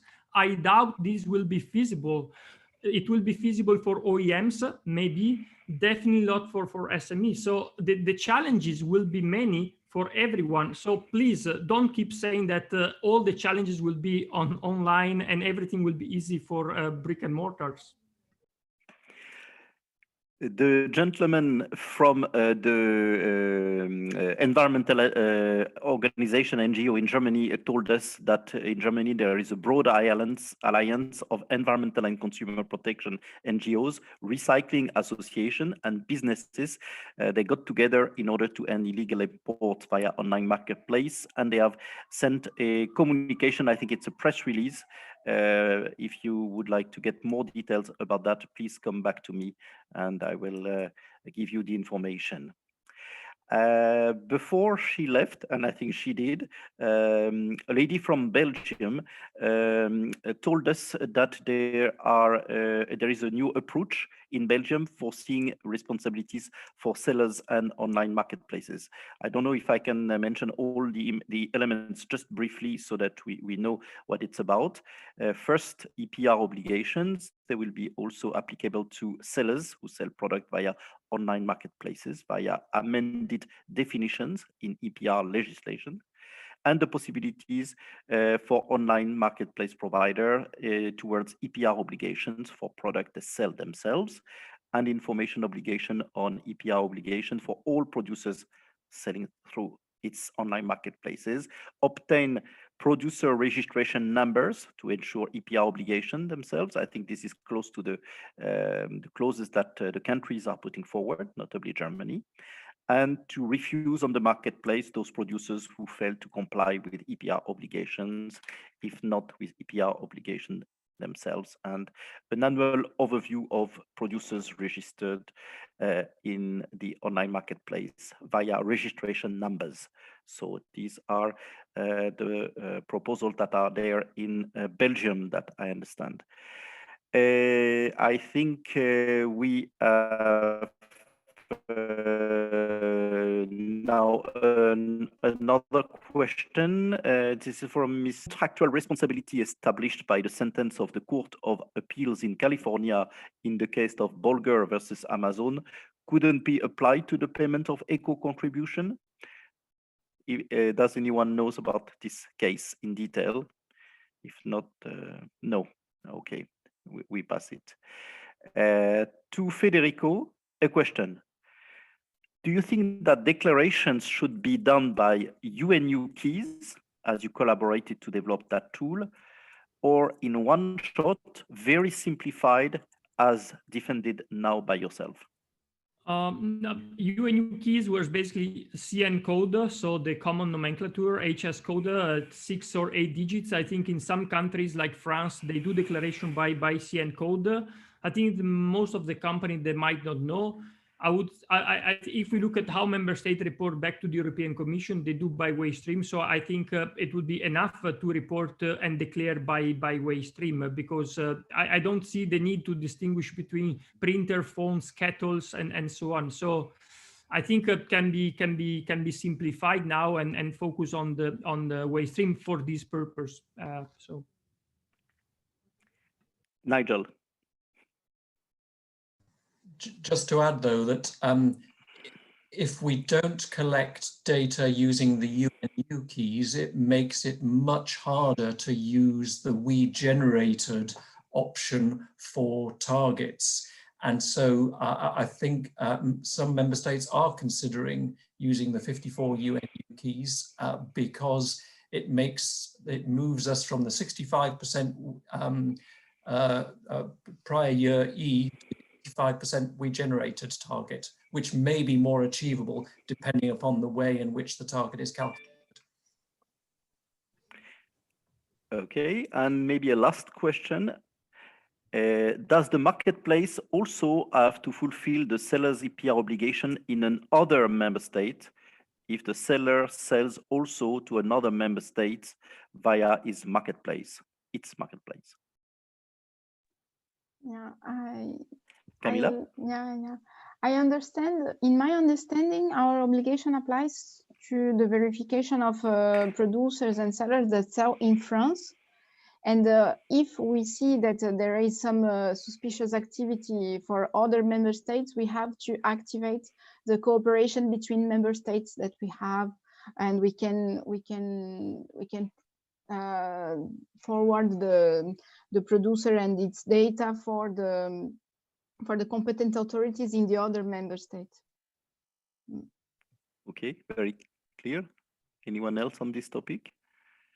If not, I think we have covered the all sets of questions that were... Well, just to say on that, Mark, I think if an online marketplace is operating in one country, but then sells into a neighboring country, which it is not operating, then yes, it must fulfill the legislation in that neighboring country. Absolutely, would be my suggestion. There is a clear understanding between you and Camila on this point from the legal perspective.